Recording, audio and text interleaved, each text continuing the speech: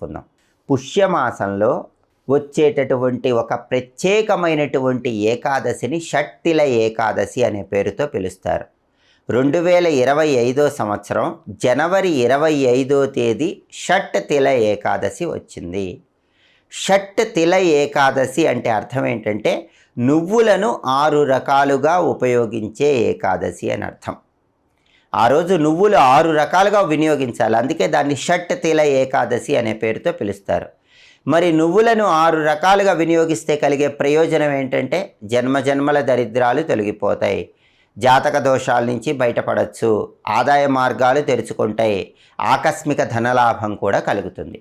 కాబట్టి 2025 సంవత్సరం జనవరి 25 షట్తిల ఏకాదశి రోజు 6 రకాలుగా నువ్వులు ఎలా వినియోగించాలంటే మొట్టమొదటిది నువ్వుల పిండి శరీరానికి రాసుకొని స్నానం చెయ్యాలి.